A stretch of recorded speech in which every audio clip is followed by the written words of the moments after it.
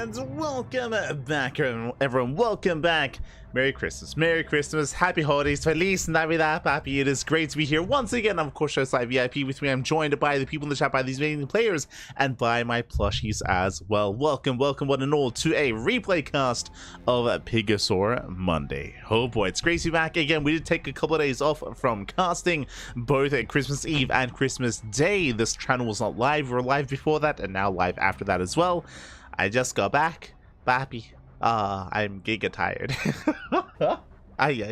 So I don't know if you noticed the TL calendar, but we did make a small adjustment here, very last minute, very last second. But I was unable to sleep. It took a while to get back home, of course. For those that are curious, I did go on a bit of a road trip, to visit my family, to visit my sister out in the middle of nowhere. Was a 6-hour drive there, 6-hour drive back, of course, 12 hours in total, and I've not slept since 2 a.m. and it is 8 p.m. So it's not good. It's not good. Originally, we were going to be casting the Alima League December finals, and we will tomorrow. We were going to tonight, but that is a bit of a longer broadcast, a more in-depth cast. I should mention. A lot more matches are going to be held during the Alima League December finals, so I will be covering that in just over 12 hours time. In around 15 or so hours, we should be here live with the Alima League December finals. Instead, for now, we are live with the PiGosaur Monday event, the PiGosaur Monday Cup, if you will. But let's say curious again, because we were absent for 2 days, we missed out on 3 events. We missed out on the Wardy TV Monday, PiGosaur Monday, and the Alima League December finals as well. We'll be catching up with PiGosaur and Alima League. We won't be able to catch up with the Wardy TV event, but it's all good. We can always just catch next week's event live. So we have that covered at least. So again, that is going to be next week. For now, though, we have the PiGosaur Monday. Now, what I will emphasize as well, and again, one of the reasons why I decided to switch this broadcast, if I decided to swap it over with the Alima League broadcast, is because this event is only a couple of series. Unfortunately, not as many replays were provided to us from this event, so we don't actually have that many matches to really dive into and indulge, which I'm all good with, because I'm happy to have a bit of a shorter broadcast here today to get some sleep, to get some rest, and then to catch up and get back into the swing of things, back into the full-time casting, Papi. Also, we came back to the announcement of the big Lulu Cup. There's like an end of year Lulu Cup, and there's a qualifier for all the regions. I think that's next week. So suddenly, a more empty, a more sparse, a more scarce broadcasting schedule that we had coming into end of December into January, no longer. It's being filled up. It's being no, so slowly being filled up here with more and more events. So yeah, so back to just let's go. Back to all the casting, Papi, all the casting.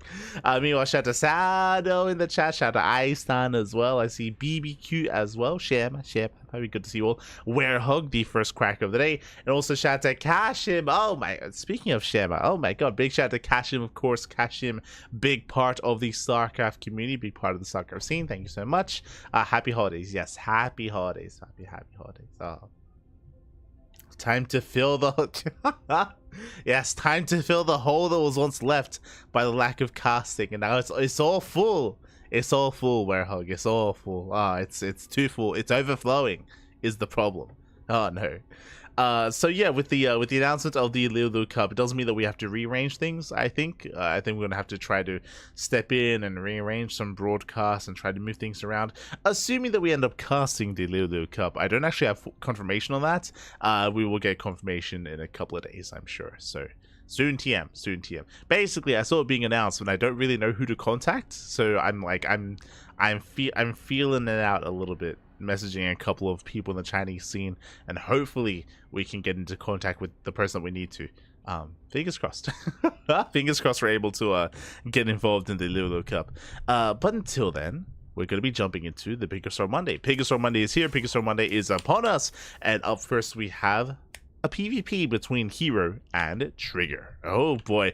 And this is becoming a more regular occurrence. For those that are unaware, herO and Trigger, they faced off, I want to say, in not the most recent Alima League, but in the one before that. Likewise, they faced off in the previous PiGosaur Monday, actually. Yeah, the previous weekly. So Trigger and Hero, they have been facing off quite a decent amount of times. Actually, my apologies, now that I remember it, they faced off in the last Alima League, and they also faced off in the Wardy TV Christmas Invitational, I believe, which was like the next day or the day before, or the day after that, like consecutively back to back. And I remember that Trigger did fall to Hero just barely in the Alima League. I recommend the VODs. The VODs are on YouTube, and they were amazing matches, by the way. Like Trigger versus Hero was so close.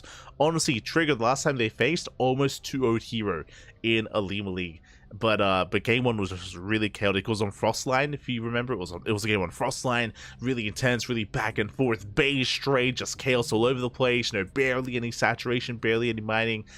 Hero was all in for like 15 minutes. It was crazy. It was crazy. So I do recommend the VOD of Hero versus Trigger in the Alima League. When they had a rematch in the Wardy event, Trigger did defeat Hero, did have his revenge, and now it's time for the Ace match. First Hero won, then Trigger, and now, what's it going to be? We're here to find out. We're here to find out. We're jumping to game one. It's going to be on Ley Lines. Let's go. Let us go. So you are going to be jumping in. Likewise, I do have to fix up some things here, but it's all good. This morning in the bottom left-hand corner of Ley Lines, we have the South Korean Protoss player, the blue Protoss representing Weibo Gaming, WBG. It is herO. And spawning in the top right-hand corner, we have the man of the hour himself. We have the Canadian Protoss player, the red Protoss representing Basilisk. It is Trigger. So just setting up the title on Momento here, but we are going to be settling into our PvP. Again, predictions will not be open for this broadcast, as this is going to be a replay cast to catch up with the week's events. We're catching up. Hold on.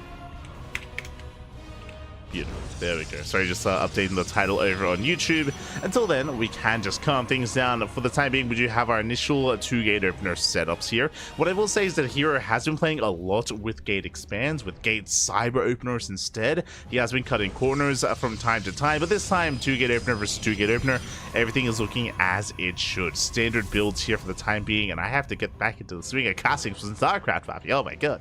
It's been 2 days. It's been an eternity. it's been far too long, Papi. It's been years. Oh my god. This Trigger is going to be moving out here with his probe, looking to go for, I would imagine, I almost said unnatural natural. Look, Papi, I'm a little bit tired. Going for the fake proxy pylon is what I was meant to get at here. So a fake proxy pylon here out of Trigger to try to draw Hero to an overreaction. Hero likewise scouts. He confirms that the pylon is missing. The pylon is nowhere to be found in the main base. Hero knows that something is wrong, something is amiss, but the pylon could be a fake or it could be real. It's up to Hero to determine which one it is. It's going to be up to Hero. Oh, I see some talk in the chat. I'm imagining that is discussion about the House Galactic battle, potentially, but I guess it's also something to bring up, is that there is going to be an offline finals. There is going to be a big LAN event happening in Poland, in Polonia, Papi. So if you happen to be native, if you happen to be from the land of Poland, then do consider being a part of that event and actually going to the offline venue, as it is going to be a gaming bar in January. So do keep an eye out for announcements. Do keep an eye out for, you know, your own availability as well to be a part of some StarCraft in Poland. There you go. There you go. Of course, we are going to be the official English casters for the House Galactic battle, as always. I believe it is going to be clashing on one day with the Masters Coliseum, but of course, we will accommodate for that. I think it's actually on the last week of Masters Coliseum, now that I think about it. So, yeah, a lot of StarCraft. a lot of StarCraft, Papi. Still depths, they do get across the map. Two depth opening here out of Hero. We see Hero is still scouting, still looking for that pylon. Alas, there is none. Now he does know. Now he is aware, and we do see both players going to be expanding. Trigger does have a slightly faster expansion. Again, as a reminder, he did open up a little bit of in a cheeky way, and with that, he does get away with a faster expand. We'll see if Hero can punish this, as he is looking for some damage. First things first, Adept's going to be zoned away with a Sentry. Oh, Sentry gets caught out. Massive pick off. Sentry is going to fall. Nice start here for herO. Takes down the Sentry, going for another as well. Oh, will pull back. Will pull away. Doesn't quite bring it down. Doesn't quite bring it down. Looking for the second Sentry. Likewise, Adept's heading into the main, but last this time, Trigger is ready. I mean, I say this time, constantly has been ready, constantly has been in position, and he will shut down at least one Adept. Oh, not quite. They do shade away. Shield battery down on the high ground. We do have our take of choice. herO, of course, did open up herO, so herO opened out herO. Very safe way to open up here with earlier Prism, earlier Sentries even, earlier Observers is what I meant to get at. And the drop is actually headed towards the main. Okay, so herO, he's not going for a one base all in. He is building up on 2 bases. He is macroing behind this, a little bit supply blocked, but his goal here is to get some economic damage in the main. And he's going for it. He's going for the main base. Let's go. Poland of está. Happy holidays. Happy holidays, papi. As we are going to be settling in, I'm still recovering. I'm still recovering. We'll get there. As the station does dip in, Trigger likewise also did open up with a Robo. This time though, Trigger didn't waste any time making any Warp Prisms. We have the Immortal. The Immortal is up, the Immortal is out, the Immortal is ready. And with that, herO is not really finding a way in. Not yet. He's trying to, likewise trying to build up and catch up on his Immortal count. As Immortals are on the way. Adepts are deflected. Nice pick up micro here out of herO. He does pull away in time. Likewise, Trigger, he's able to keep up. They are able to keep up with each other. Adept shading behind the mineral line. And last herO looking to try and chase that Prism down.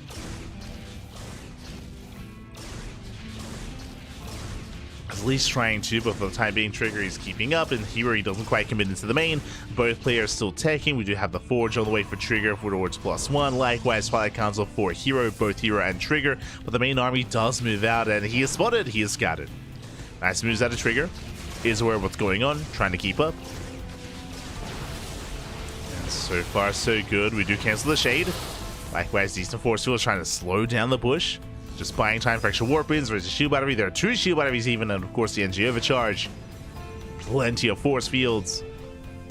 And Trigger, he does have double the immortal count. Adepts, they do shade into the main, but last on no commitment. Nice force fields trying to block off that first immortal. Nice counter force fields though. And the shield battery out within range. Yeah, it was within range. The immortal does survive. So far, Trigger holding well, pulls back the weakened immortal. Once again, just trying to buy time. Shield battery coming into play.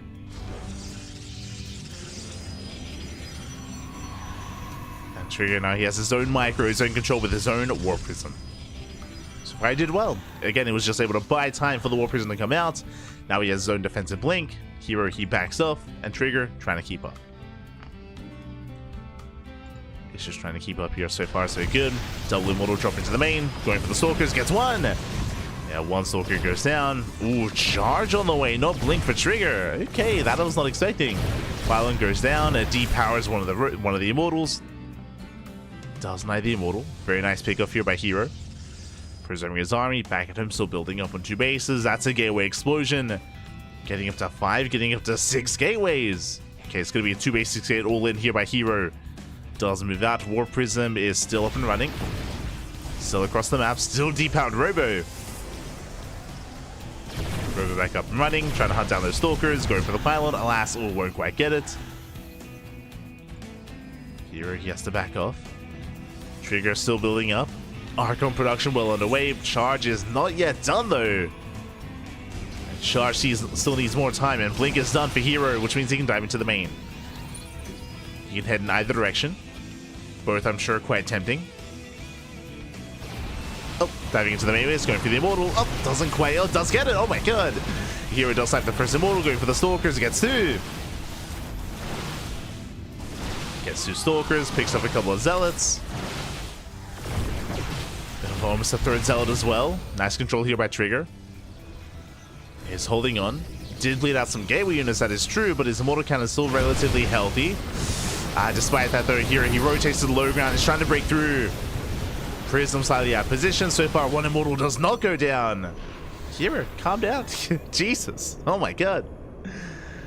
Did bleed off one immortal, triggered it at least. Did this one. Likewise, the second immortal goes down as well. Nice force field though. Trigger does punish. Catching up 4, 5, 6 stalkers. Almost 7. After 7 stalkers going down. Much better trades there for Trigger towards the end at least. Did cost him 2 immortals. But he's still holding on. Goes into the main. Trigger trying to catch out the main army. Likewise with the immortals back onto that pylon. And does depower the robo. At the same time, Trigger breaking out. Oh, the immortals are under threat. I want to say one immortal goes down. Nice dive here out of herO, but Elias is going to be punished for it. Yeah, herO bleeding out little stalkers. Likewise, Trigger defends in the main. The immortal went down. Ooh, big losses. herO, he lost the immortals in the main base. Likewise, losing most of his army here in the center as well. That was actually a really rough trade here for herO. Losing on both fronts. Speaking of. No. Another stalker goes down. Trigger takes supply lead. Looking at the unit tab, Trigger, he has a 4 immortal count to 1 of herO. herO, he expanded. He spent money here on an economy, but not on an army. Yeah, herO, he has been skimming some warp-ins. Likewise, did throw away a lot of immortals. That was not worth it for herO. And up until a couple of moments ago, herO, he was in a good position until he lost everything. And now he almost has nothing. Does have a shield battery, does have extra warp in. Second shield battery is finishing up here and now. But the immortal count is not getting anywhere. So it's still just the 1 immortal. Still has to be so careful.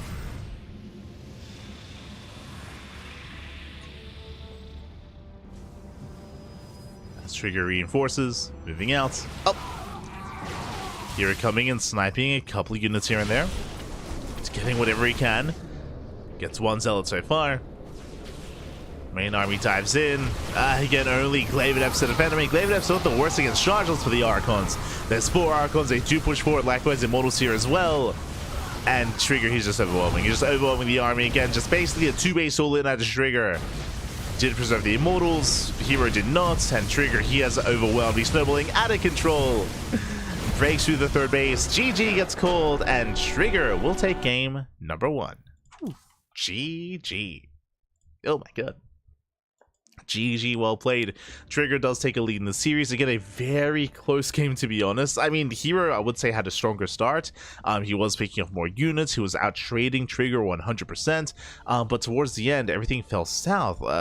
So quickly, just in the blink of an eye. If you remember, herO, he went for a double immortal drop into the main. He lost both immortals. He lost both immortals at the same time. He also dove onto the army of Trigger in the center of the map and lost his immortal there as well. He lost the immortal, he lost most of his stalkers.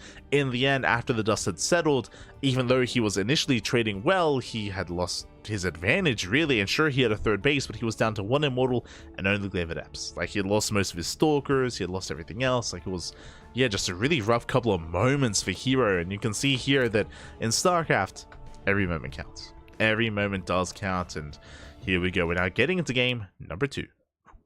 GG. Getting into game 2.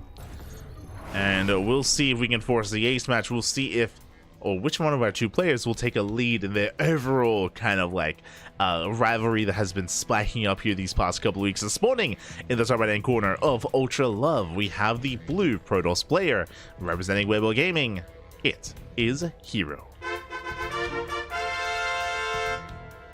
And spawning in the bottom left-hand corner, we have his opponents. We have the Canadian Protoss player, the red Protoss, representing Basilisk. It is Trigger.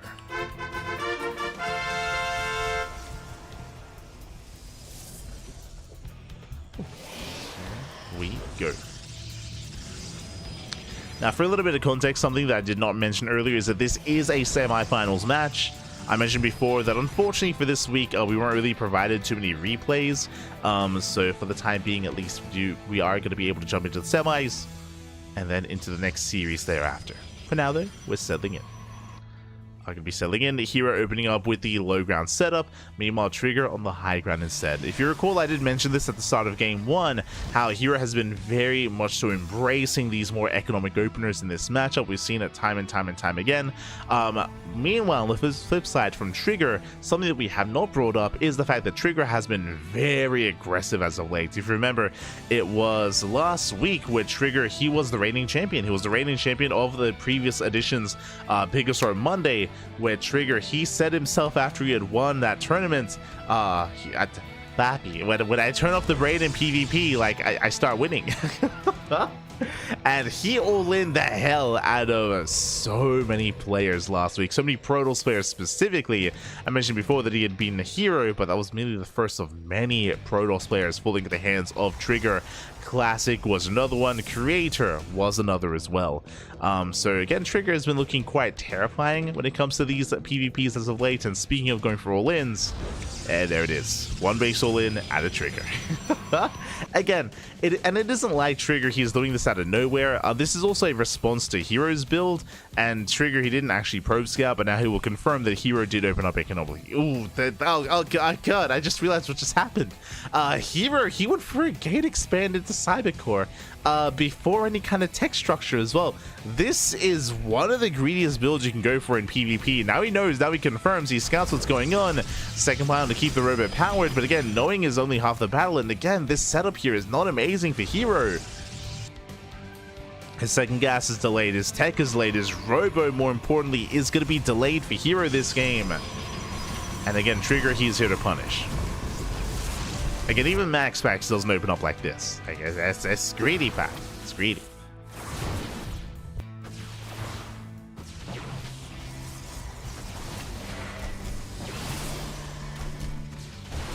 Is greedy. For now, though, Trigger, he does try to keep this powered here. Pylon is done. Second pylon is done as well. Shield battery does barely survive. Immortal's on the way, but the shield battery should go down.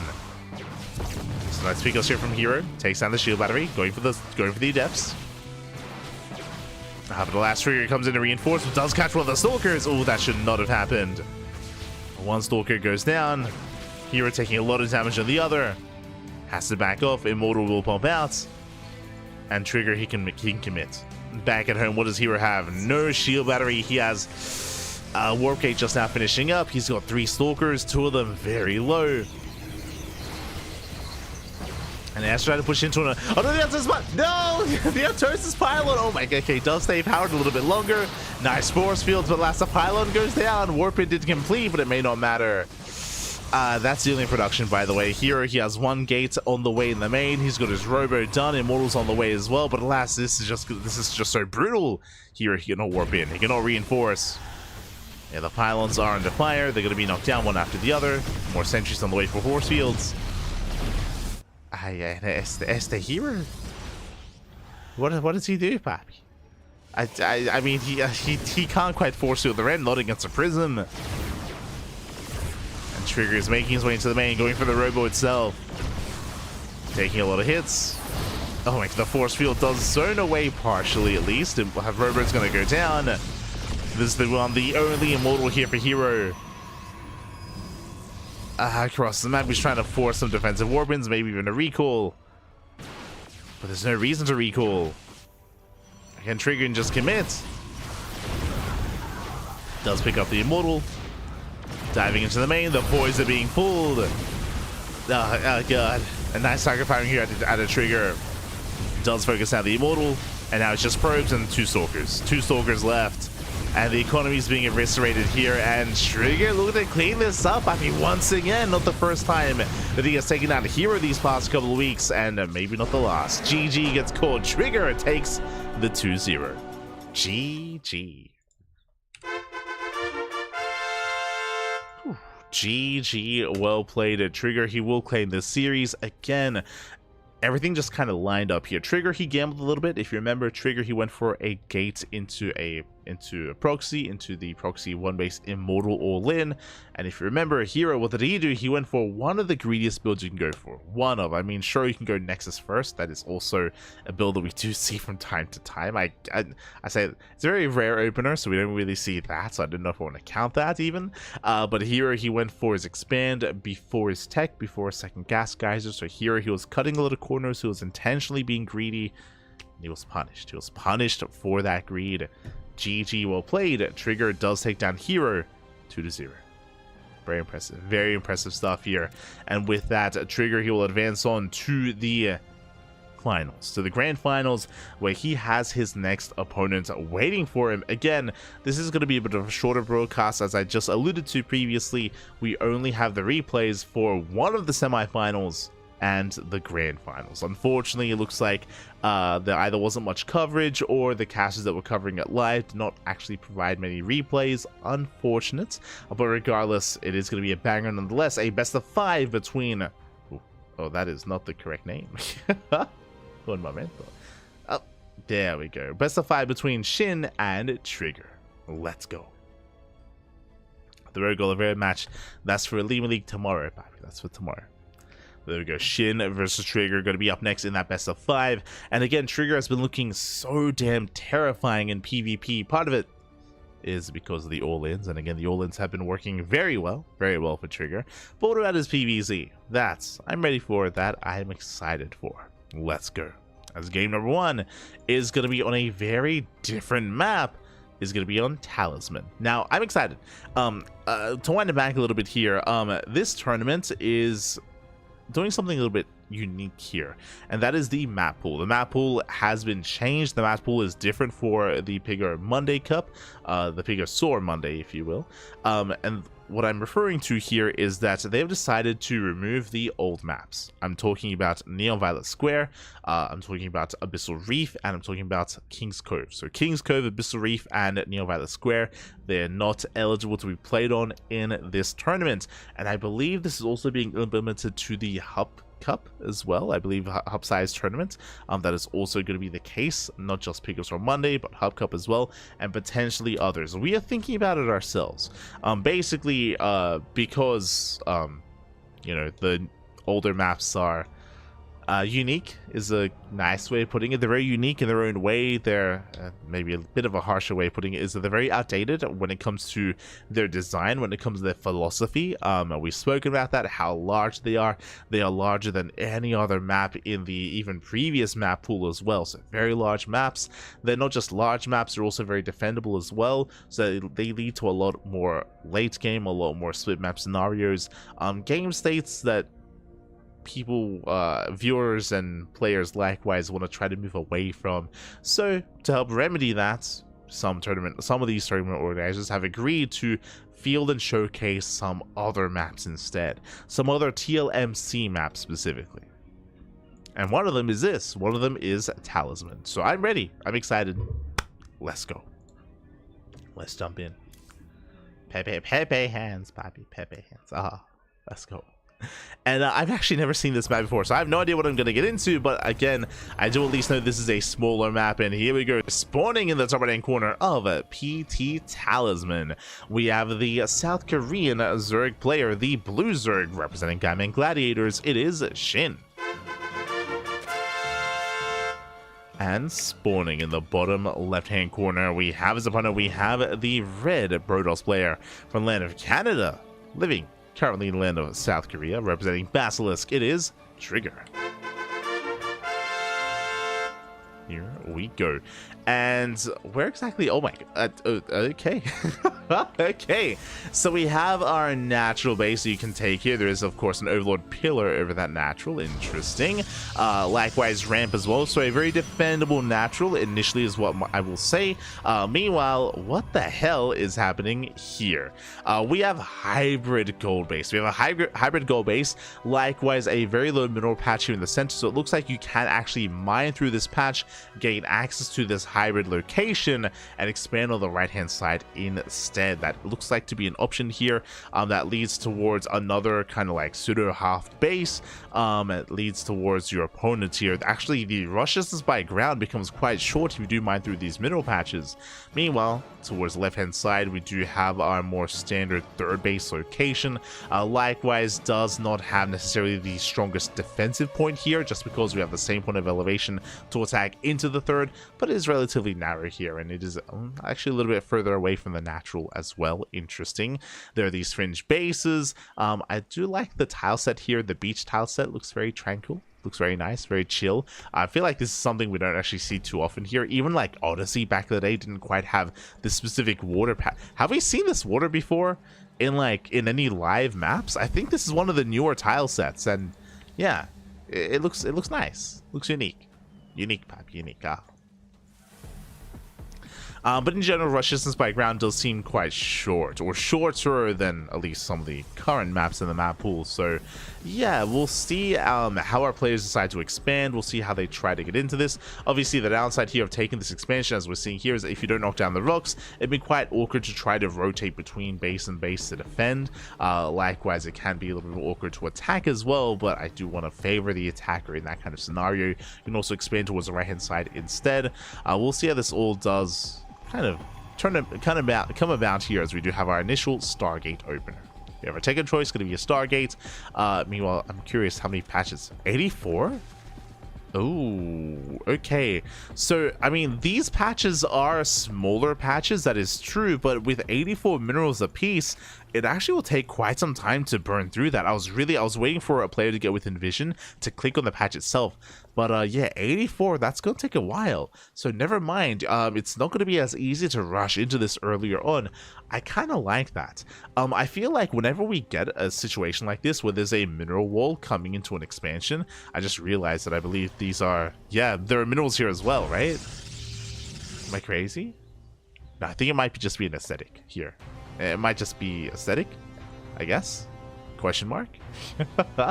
No, I'm not actually sure here if you can actually mine through these patches. Looks like you can. No, you can't select them. Okay. But usually the minerals themselves are relatively easy to mine through. I think one of the more difficult walls to mine through is probably over on, oh god, I forgot the name already.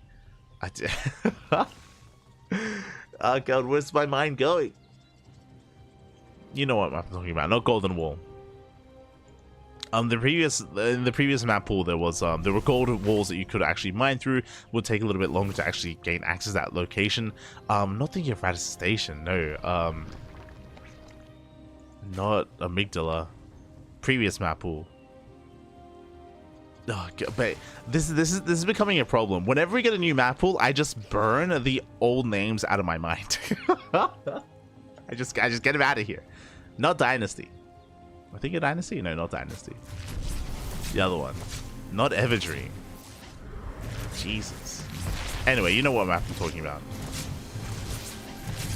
The one that you can mine through the left-hand side and then gain access to the second half of the map. Regardless, Queen is going to go down to the Oracles. So far, the Oracles, they pop off. Get a bit of damage. You know what? It's bothering me. I'm actually just going to look it up. Sparkling Tuna Cup. Liquipedia. Hold on. Let's say number 66.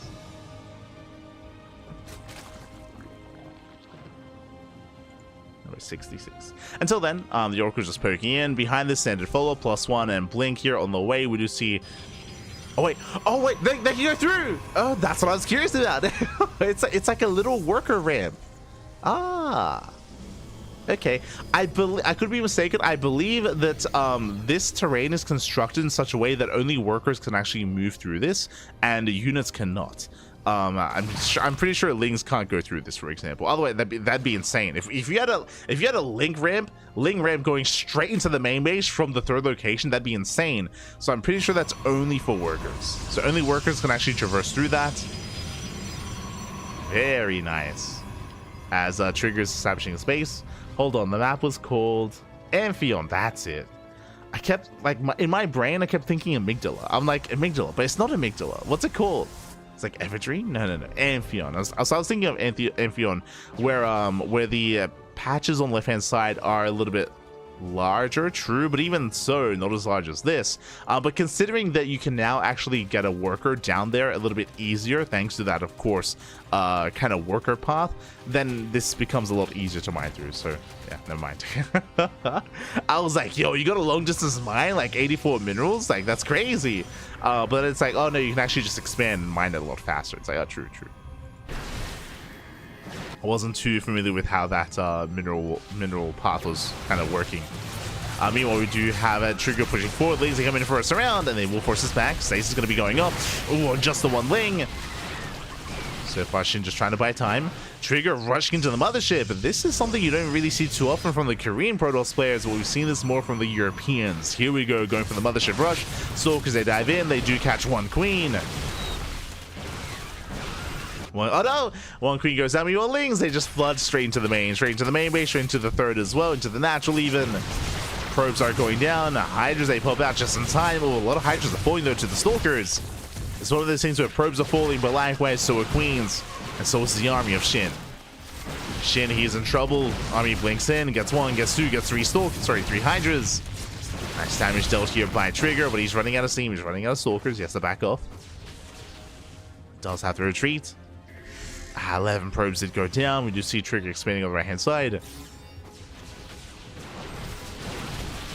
I wouldn't have been opposed to Trigger A-Raxing on this map, but I believe he has tacked up a little bit harder. I mean, he did, of course, staying on a lower gateway count for that mothership instead. Speaking of, where is that mothership? There it is. It's on the way. It's coming. Mama's coming. Just hold on. Hold the line. And the reason why we've been seeing this build rise up in popularity, one, the mothership does so much more damage than it used to, so just as a unit itself, like it's that much more valuable. Likewise, a slow zone can be brutal here in the army. So there it is! Oh my god. We have the cloak, we have the slow zone as well. Trigger pushing in, nice concave out of SHIN though. Very nice concave. Spore is set, Overseer is coming in as well. And SHIN is able to hold on. Does bait out the stasis, started stepping forward, trying to get on top of the mothership. Mothership at last will survive. Going for some of the overseers, we'll get one. One overseer goes down. But Amphion. Aye. And again, this mothership, it's so tanky. Jesus. Taking a lot of shots. Does help support the army, forcing SHIN back once again. SHIN behind this, getting a decent economy himself, getting that hybrid base up and running. Still a low drone count though. Nice starter stepping. Has to respect the slow zone. Does respect it, does back up.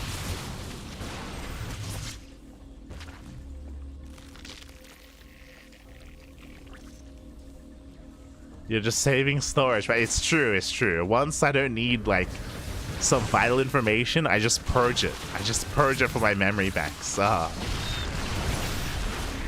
never need to think about Amphion again. Get it out of here. Get it out of here. I always remember Everdream mode. Always. As we see SHIN coming in for a bit of a flank. Nice force field. I mean, stasis trap even. Oh, other one does not quite go off. And once again, the mothership finally getting caught out. And finally, the mothership is up. Oh, does it go down? Barely does. Mothership does fall. SHIN just wreaking havoc, just pushing out across the map, just purely with Roach Hydra. And Storm is already.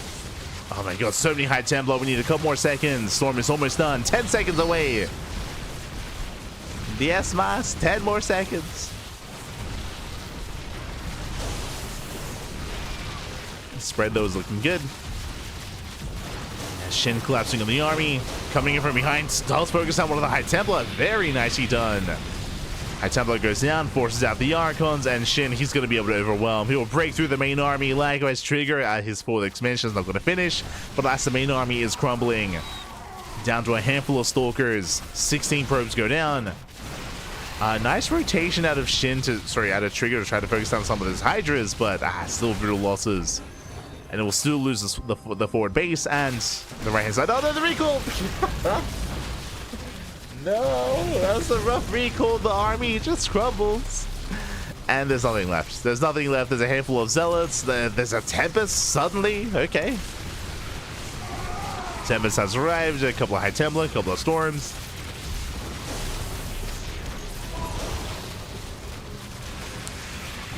Decent Storms on the army, but alas, is just an overwhelming force here. The Swarm of Zerg has arrived. And GG gets called. SHIN takes game number 1. Ooh, GG. Oh my god. GG, well played. SHIN will take a lead in the series, but again, that was a really unique map, and it had so much coming into it as well, right?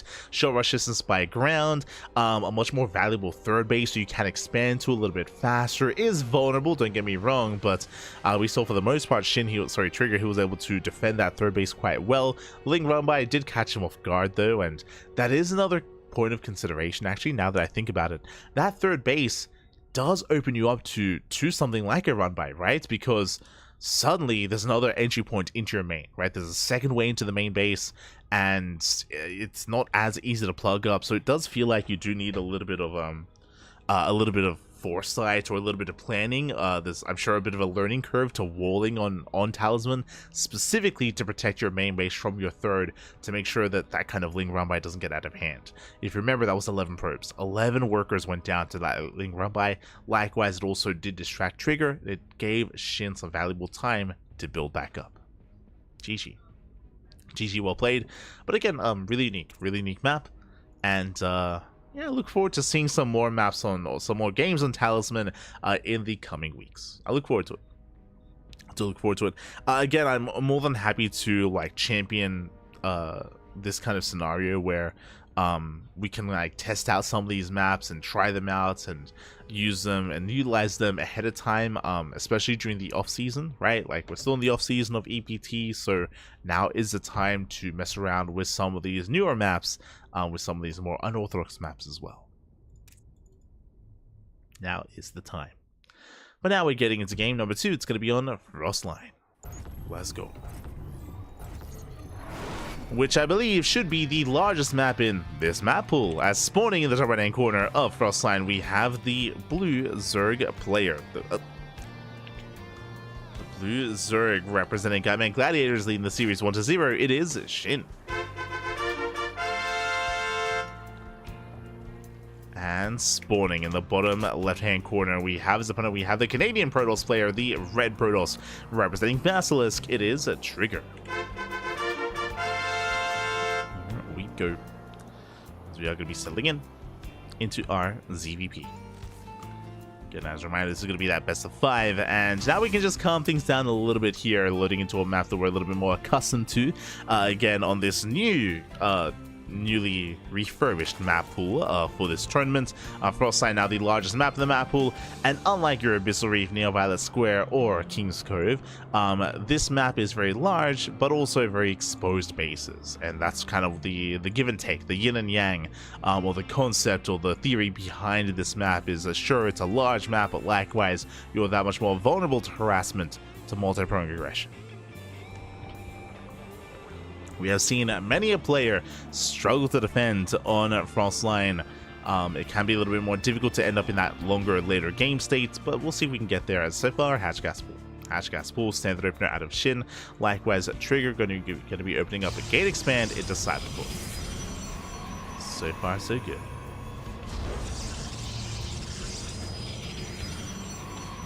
Yeah. So far, so good. Likewise, we have SHIN setting up in the main, soon to be saturating his natural, taking a third base. Likewise, Trigger soon to be throwing down his tech of choice.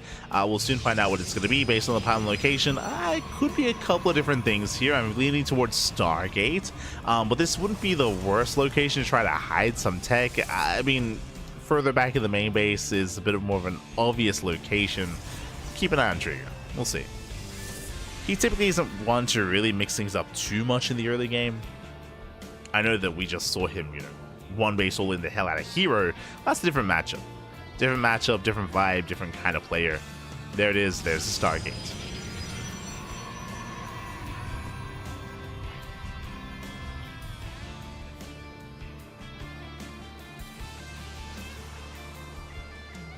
Now, coming into game 2, I do not expect to see another Mothership Rush. I didn't really get to talk too much about it when it was happening in that last game, but typically these Mothership Rushes are reserved for these smaller maps, and I think Talisman does kind of it does count as a smaller map. It is a part of that, does meet the criteria, I should emphasize. A larger map like Frostline less so. The reason for this is because typically you want to hit a strong timing with that Mothership. Like, that Mothership is a big power spike for the Protoss, and you want to hit with it as quickly as possible with those slow zones, with that cloak activation, with the extra DPS as well. So you want to be as crisp as possible with that kind of build. On a larger map like Frostline, that kind of playstyle, that kind of build specifically does feel weaker. So we should be seeing something different. As the Adepts shade into the natural, they do get a decent amount of damage. 3 drones going down. Not bad for 2 Adepts. As both Adepts do fall. It's okay damage here for Trigger. It's okay. It's okay. As back at home is walling, looking to expand and take a third. Meanwhile, Shin, now that he's dealt with the first 2 Adepts, what does that mean? That means less Adepts to defend the third base.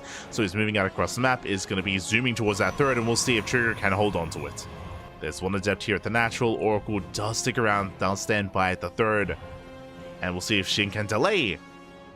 Oh, goes to the natural instead. Oh no, oh no, oh my god. Does hit the natural instead, and the Adept is going to go down.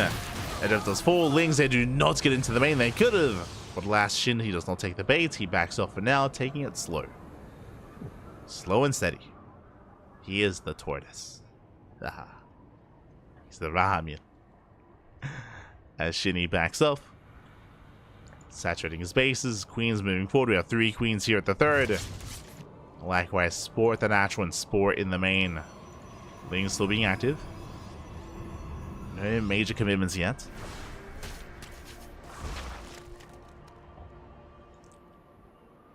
Poking in at the third. Likewise, there's that follow-up tech. Going to be a Twilight Council into a Forge. Into Pulse on a Blink. I would imagine. There it is. There's the Forge.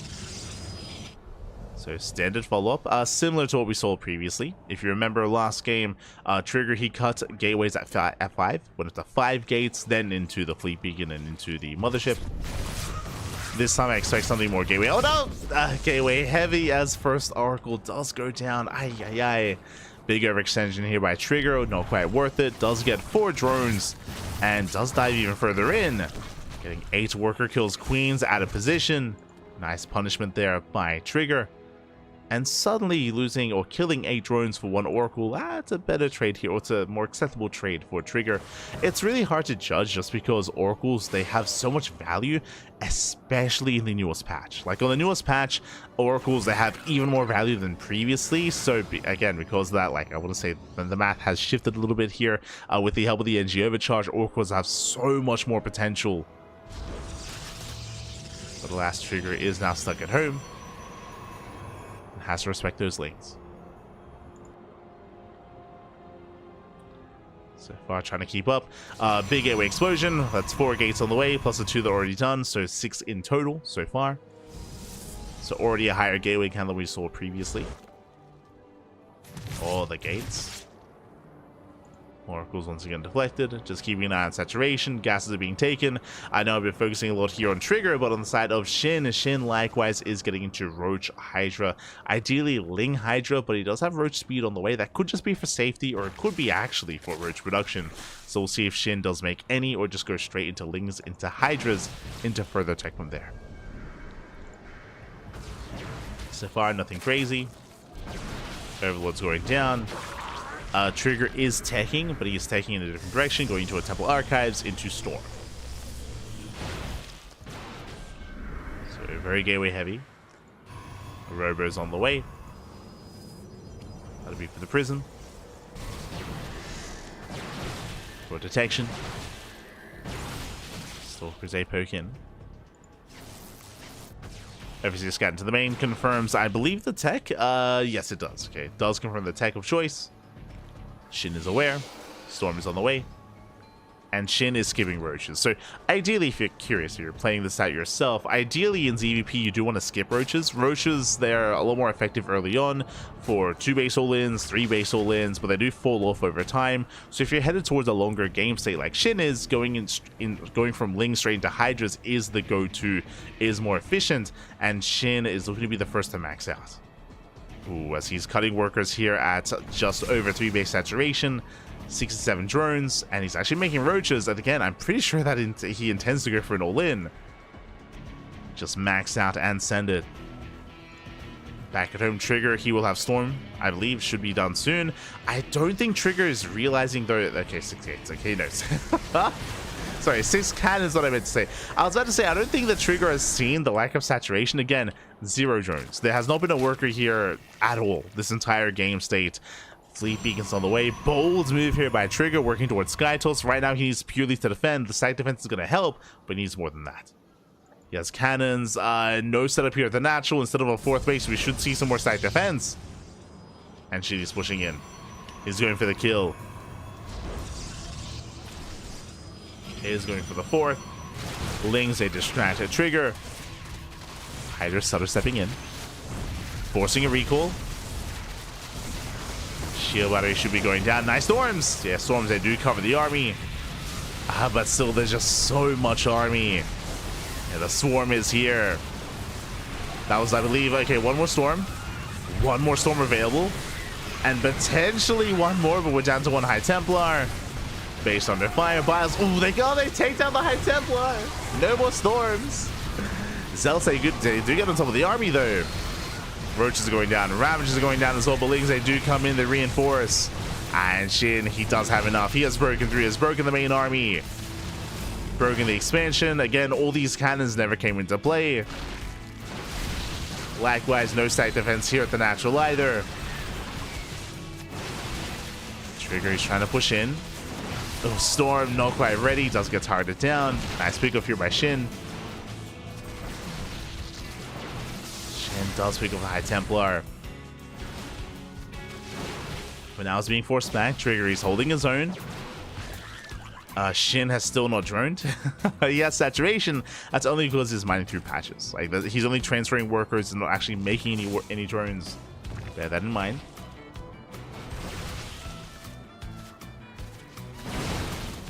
Again, the 4th base is denied. Just diving in, a couple of Hydras as well. Again, not the most efficient army here from SHIN, so Trigger, he can actually fight this. And saying that, Immortal goes down. Fleet beacons on the way. Storms are pretty good though. They do zone, but the natural is under fire.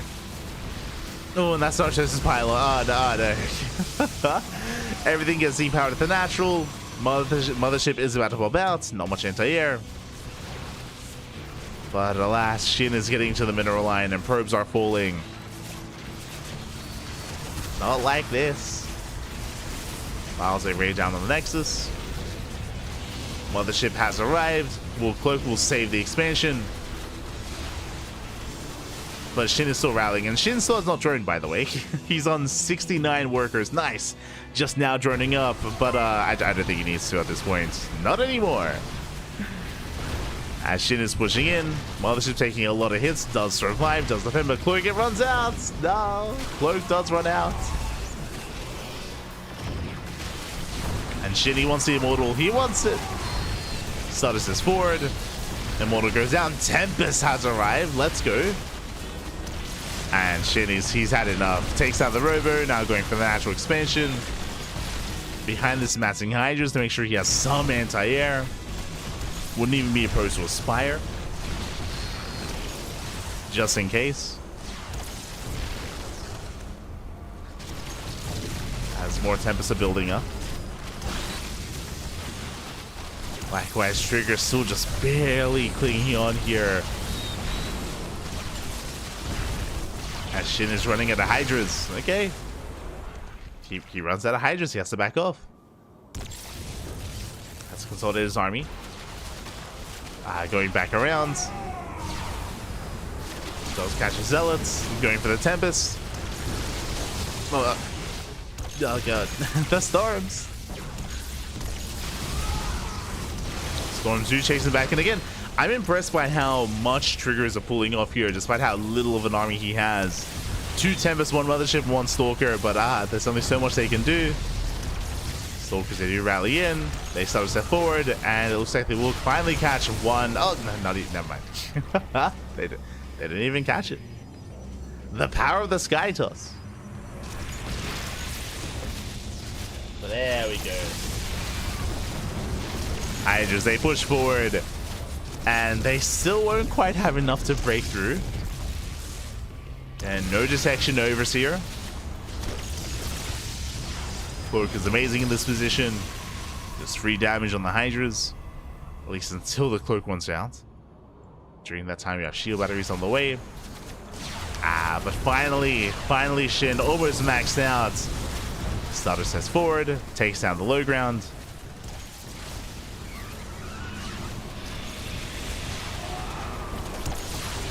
Trigger down to just basically purely Sky Toss. He's coping a little bit. There's a little bit of cope going on. No. As one ship goes down, GG gets called, and SHIN will take a 2-0 lead in the series. GG. Whew. Will take a lead as he takes a lead in the series, or as he extends the lead. A big shout out to Quinton in the chat. Papi God, thank you so much for you subscribing for 7 months. Thank you. Do appreciate the support. Do appreciate it very much, sir. Gracias. Thanks to the support that we get in the chat, we're able to host our events and fund our tournaments as often as we do. So thank you so much.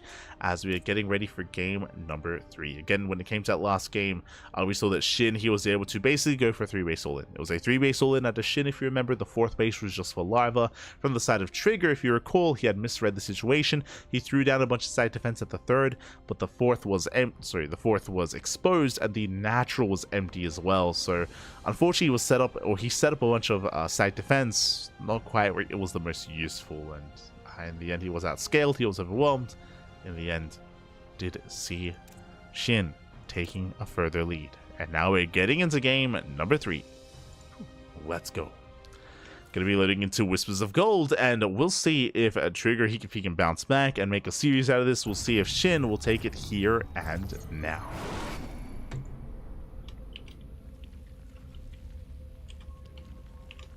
And spawning in the top left-hand corner of Whistles of Gold, we have the South Korean Zerg player, the Blue Zerg, representing Gaiman Gladiators, leading the series 2-0. One amass, one more game is all he needs to be this week's PiGosaur Monday champion. It is SHIN.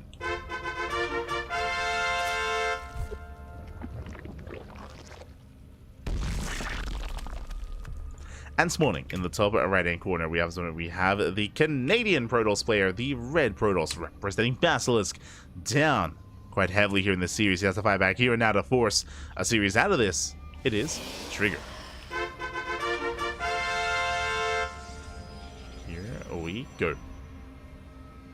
So calming things down to have Trigger looking to expand once again here in the low round. Just going for the gate expanded to Cybercore, standard opener. Again, when it came to the previous game specifically, I mean, winding it back a little bit further, game 1, Trigger was the aggressor, and I do think the map played a big part of it. Again, game 1 was on Talisman. When it comes to game 2, that was more of unfortunately Trigger just having a bit of a misread.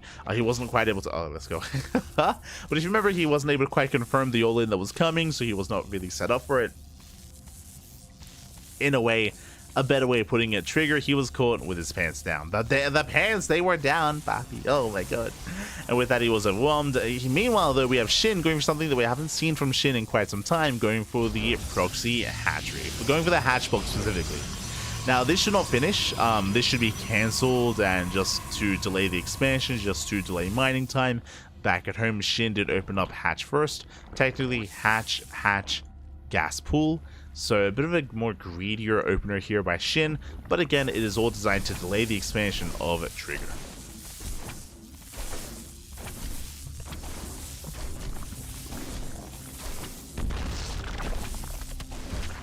And there's a cancellation. Ooh, the drone does get killed. That should not have happened.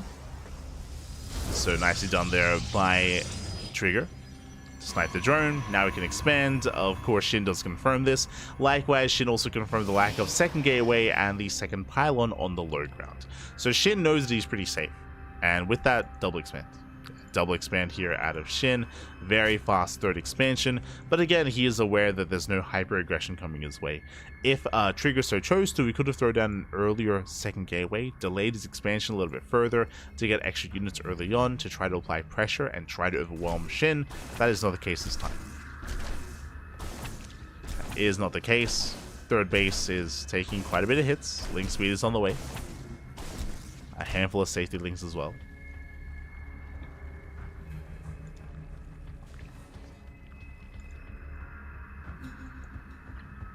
And the links are there to keep up with the shades. So far, so good. Oh no! Dep shades in, gets around it. That should not have happened. One Dep goes down. Massive pickoff. Zelda into the mineral line. Delays the mining time, but alas, links, they will deal with this as well. And a really rough start for Trigger. That should not have happened. With that, Dep goes down. Zelda goes down. Now SHIN has map control. Now he can move out and delay the third base. Trigger is going to be stuck on two bases a little bit longer. Does have the Adept on the way. Does have a Stargate opener himself. Stargate into Oracle, I would imagine. But again, there's so much riding on this Adept to just buy time and to keep SHIN pinned and keep him defensive. Not aggressive. That's the hope. As Trigger is yet to expand. Still focusing on his tech of choice. Going for the Oracle. I would imagine Oracle opener.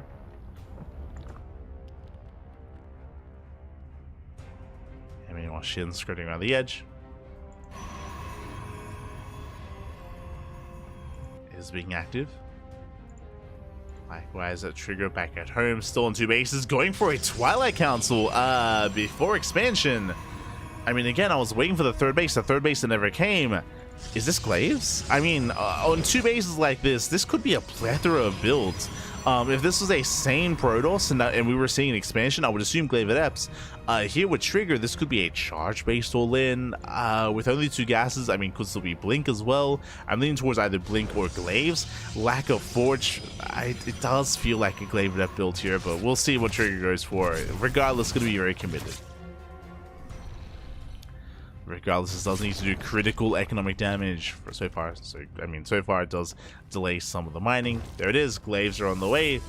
That's gonna be a lot of Glaive Adepts. That's doesn't look like a lot now, but it soon will be. Meanwhile, Trigger does scout. He scouts, he confirms, he does see the gateways, does see the Twilight Council. He is aware that aggression is coming his way.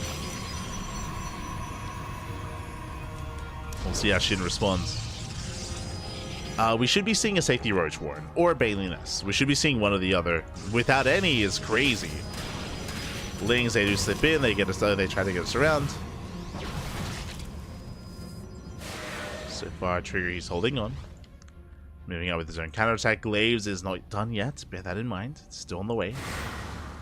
I'm still a little bit in shock though that SHIN, despite taking all these gases, has yet to tech. There it is. Roach Warren now on the way at the almost 5:30 mark. Very late Roach Warren here from SHIN. Not very safe. And we'll see if he gets away with it. So far, so good. Does catch the Adepts. Trigger racing back. Going to be 5 Adepts in total. More Adepts on the way. Up to 9. Sorry, up to 8.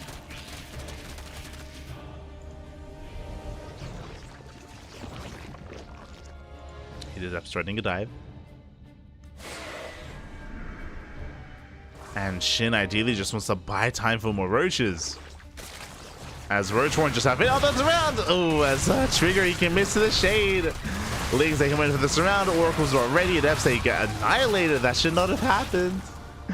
And with that, no more Adepts. Lings, they move out across map for a counterattack. Oracles, they have to race back home. Did one Oracle go down? Oh, not quite. But has taken a lot of hits. Has taken a lot of damage. Oracle doing what they can. Oh no, but the okay, we're good. As Trigger does wall off. Not doing his best hero impression. Let's go. Ooh, and we're all in. Jesus, we are just going straight all in here from SHIN. SHIN, he has not fully saturated on 3 bases. They don't take extra gases. He's only on 4. So 4 gases, 3 base mineral income, or really 2.5 base mineral income, and just purely Ling, Roach Ravager, Queen all in. And once again, Trigger, he's not ready for this. There's one shield battery that's already out of energy. So just the one shield battery. SHIN diving in. The Miles, oh my god, they connect. They take down some of the probes. And SHIN, it does look like he has something. He has at least broken the third base. Trigger, he has to back off.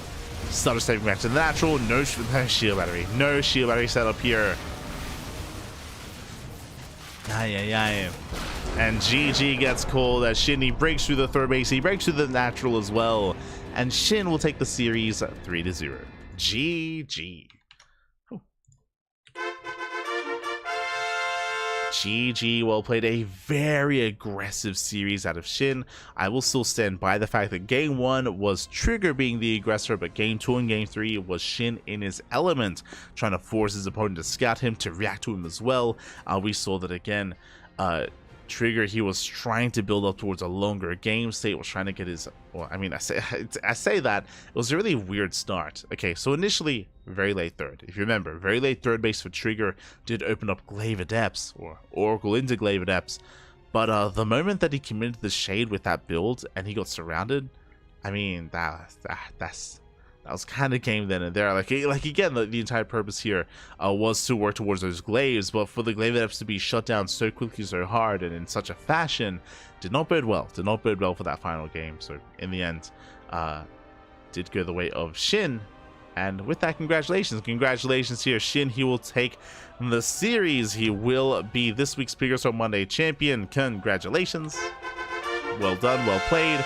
Meanwhile, a shout out to Trigger because, again, he played very well, making it to the finals to begin with. Speaking of, I'm curious myself, what was the bracket looking like here in PiGosaur Monday? Okay, from the oh my god, from the top, I do wish that we were able to cast some of these matches here, but okay, we had MaxPax. MaxPax has been MIA for a lot of these online open cups. Last week he was barely active, so great to see MaxPax returning once again. MaxPax taking down Nickeract taking down Geralt. They have been going back and forth. I do favor Geralt in that series, but for Nickeract to bring down Geralt, big win for Nickeract. Scrolling down, SHIN dropped a map to Mute. The only map dropped Mute. He's an animal, by the way. Mute, he loves rushing Skytoss. He loves it. He loves cutting corners and being greedy and being very unorthodox, especially this matchup. So Mute, he is very unpredictable in that sense. Or I don't know if I will say unpredictable, but he has his own style. Does have his own style. And SHIN, he didn't just take down Trigger in the final. SHIN, he took down MaxPax 2-0 as well. Very impressive, very impressive. I mean, we have seen SHIN defeat MaxPax before, as we kind of saw in this series. SHIN, he thrives a lot more here when it comes to these aggressive builds, aggressive styles. He can catch a Protoss opponent with their pants down, as we saw him do with Trigger multiple times. Scrolling down a little bit further, we have herO. herO takes down Percival 2-1, went to the ace match. Big shout out to Percival. I have yet to cast any Percival matches, but I do want to. We have been seeing the rise of Percival as he has returned to competitive play, so I want to see how he fares against some of these other top players. Meanwhile, Trigger, oh my god, popping off here. Trigger, he 2-0 Dark, and he also 2-0, I mean, we casted him 2-0 herO, but 2-0ing Dark, that was not meant to happen. This should have been a Dark versus herO rematch here in the semis, but no, Trigger, he popped off. And again, this tells us, I was gonna say this tells us that again, Trigger clearly, like, he can take it to some of these more aggressive Zerg players, but I will emphasize, and I need to hammer this home, is that Dark and SHIN, their similarities are in the sense that they're both Zerg and that they're aggressive, but when it comes to their builds, they're very different. Very different builds, very different approaches overall to the matchup. They are aggressive, yes, but Dark, he's known for Link Queen Nidus all-ins. He's known for these Roach-based all-ins as well. He's known for 2 and 3 base aggression. SHIN, I think he did a much better job at hiding his builds, at hiding his styles, hiding his builds, and sneaking out these all-ins when Trigger did not really expect it. Especially game 2, and yeah, here in game 3 as well. And unfortunately, Trigger just had a bit of a harder time getting a read on what was happening, but at least he was able to keep up with Dark. I do think that the Dark is actually a little bit more predictable in PvZ. I do stand by that, but still very aggressive, and still the execution of Dark's aggression is some of the best in the world, which is what makes him terrifying, but not terrifying enough to bring down Trigger. GG. GG, well played. With that, we have our tournament in the books. Again, a bit of a shorter broadcast today. We only had the replays for herO, Trigger, and also for the finals as well. Do apologize for that, but there just weren't many replays provided to us, so You know, for now to the casters, of this event that do not provide as many replays, but regardless, still some fun matches nonetheless. And again, as I mentioned before, a bit of a shorter broadcast today because I'm insanely tired. I'm very, very tired. For those that are curious, I've not slept in almost 24 hours. Was traveling all day, was coming back home from having a bit of a break. We did take 2 days off to spend time with some family. Now we're back. And they're looking at the calendar. We're going to be casting quite a lot for quite some time. Oh boy. Let's go. So we're going to be heading off for the time being. We're going to be back in how many hours time? In 13. In 13 hours time, we're going to be back. Sorry, 14 hours time. We're going to be back with the Elite League December replay cast, the December finals. We were going to be casting the December finals here and now, but because I was made aware that this broadcast was going to be shorter, the PiGosaur Monday cast, I mean, I did make the decision to switch them just so I can actually get some sleep and rest up in time for Elite League, because Elite League is going to be a much longer cast, much more dedicated cast. There's a lot of matches in Elite League. There's a lot to get into. Oh boy, is a lot to get into. And again, that's in 14 hours. 14 hours time, we're going to be live here once again. Otherwise, once again, as a reminder, happy holidays, Feliz Navidad, Merry Christmas, and so have you.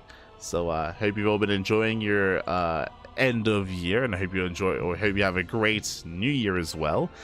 We should be casting through New Year's. Should be casting, you know, New Year's Eve, New Year's Day, going into January as well. I think we have a cast for every single day, as always. I'm just having a couple of days off to spend time with some family members. Otherwise, we're done.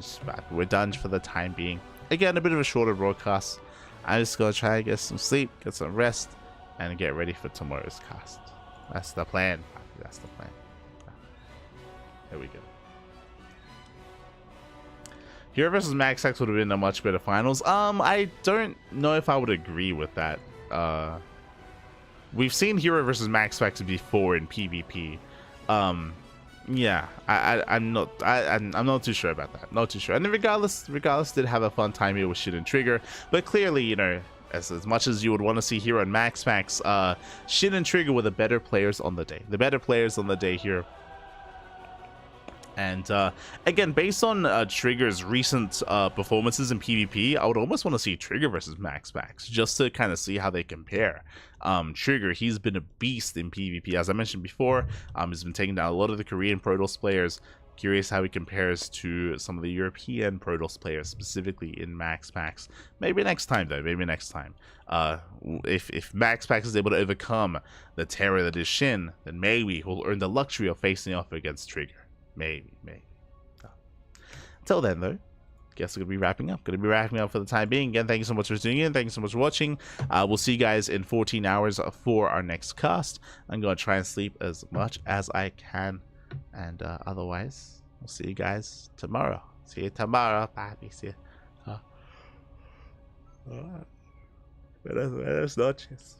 Buenas noches. Take care, everyone. Stick around. We're going to be giving another StarCraft streamer a raid who is live at the moment. Sort of. So I haven't raided. I can barely speak. I haven't raided sort of in quite some time. Usually it's him raiding us as of late. So I would love to give some love back to Sort of. Love to give it back to him. Otherwise, thanks for watching. We'll see you guys next time. Until then, hasta luego. Ciao, papi, ciao. Until tomorrow. Until 14 hours from now. See you then.